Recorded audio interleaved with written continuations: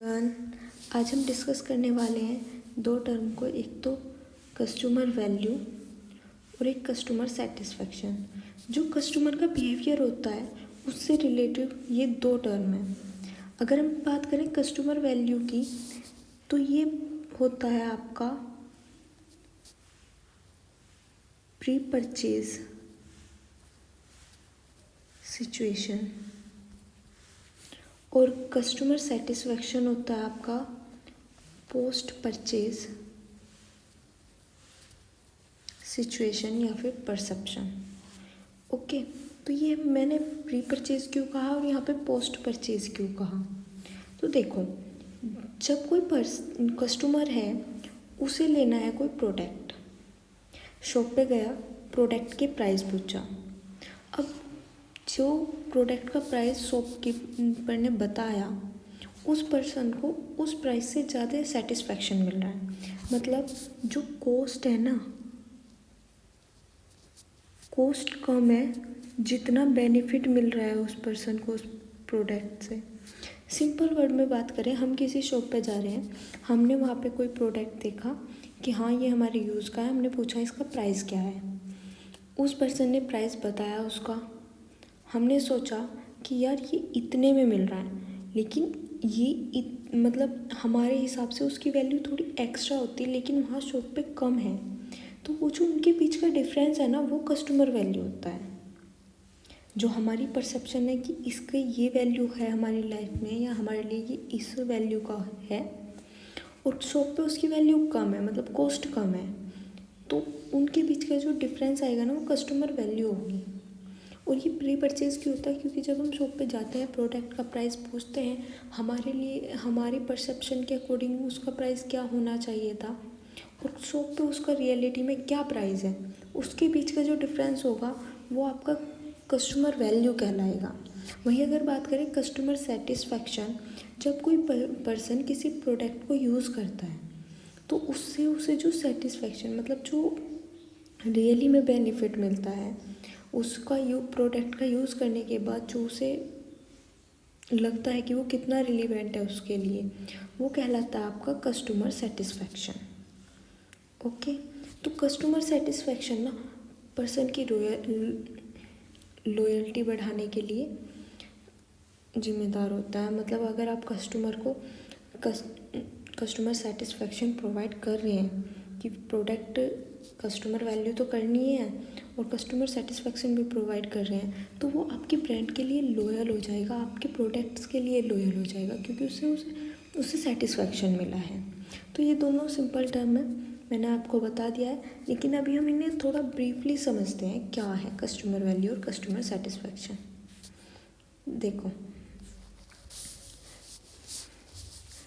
यहाँ पे हमने दोनों के डिफरेंस की बात करें तो कंज्यूमर वैल्यू और consumer satisfaction are two fundamental concept in marketing and consumer behaviour that are often intertwined but distinct. मतलब ये मिलते जुलते से हैं, लेकिन इनमें डिफरेंस है।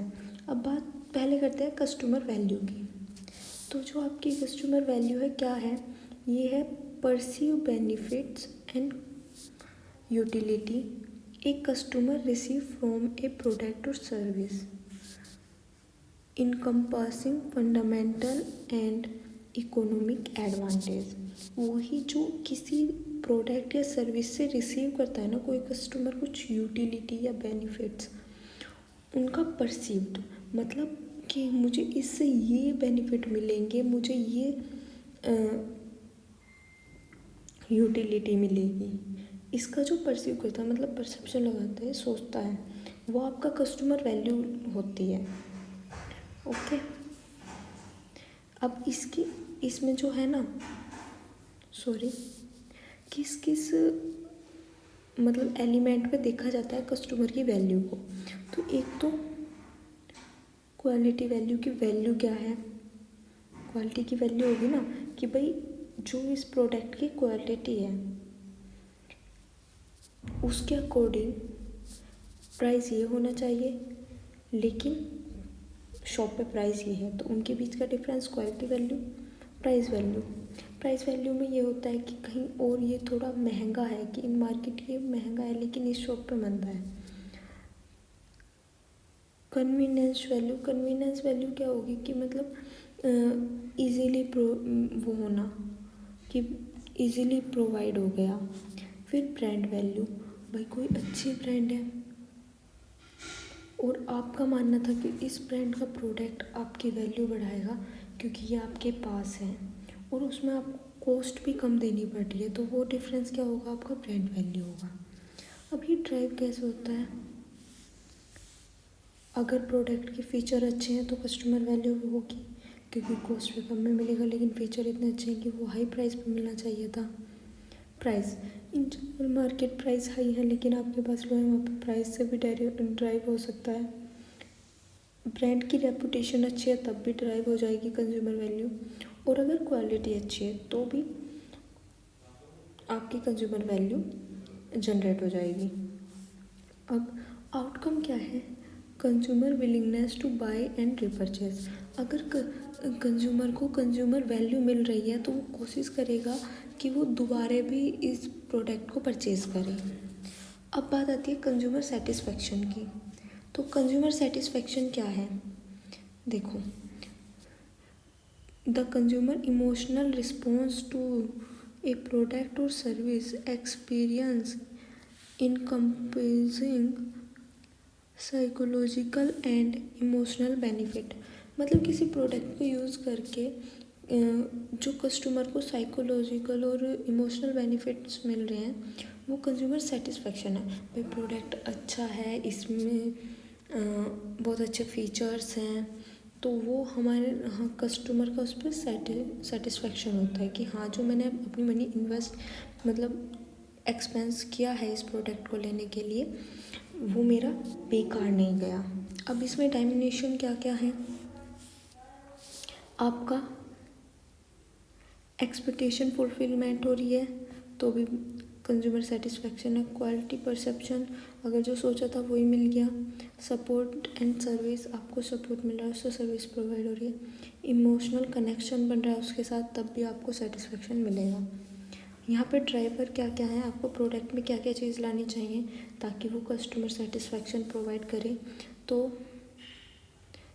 एक्सपेक्टेशन को मीट करें, परसीव्ड क्वालिटी, कंज्यूमर सपोर्ट और इमोशनल इंगेजमेंट।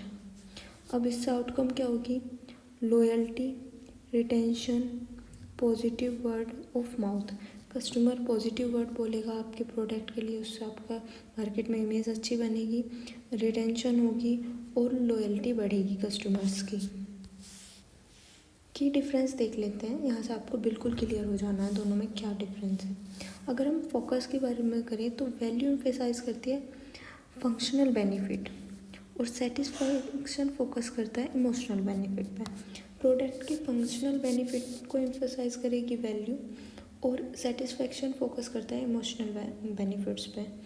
फिर वहीं ड्राइवर्स वैल्यू ड्राइव होती है प्रोडक्ट के फीचर्स से एंड प्राइस से। वहीं अगर सेटिस्फैक्शन है तो वो ड्राइव होगा by expectations and customer supports, कि कस्टमर की एक्सपेक्टेशन और उसको किस तरह से सपोर्ट कर रहा है प्रोडक्ट। आउटकम्स क्या है, वैल्यू इन्फ्लुएंस परचेज डिसीजन। हाँ, क्योंकि परचेज के टाइम पे ही वैल्यू जनरेट हो जाती है कि प्रोडक्ट के जो कॉस्ट है और हमारे कस्टमर को जो बेनिफिट मिल रहा है उनके बीच का क्या डिफरेंस है। बेनिफिट ज़्यादा है तो कस्टमर वैल्यू जनरेट हो रही है, तो परचेज डिसीज़न हो जाता है कि हाँ परचेज़ कर लो क्योंकि हमें इससे बेनिफिट ज़्यादा है बल्कि इसकी कॉस्ट कम है। और satisfaction influence loyalty and retention. Satisfaction अगर बढ़ेगा तो कस्टमर की उस प्रोडक्ट के लिए लॉयल्टी बढ़ेगी। ओके, तो ये हो गया आपका customer value and customer satisfaction. अगर आपको वीडियो अच्छी लगी हो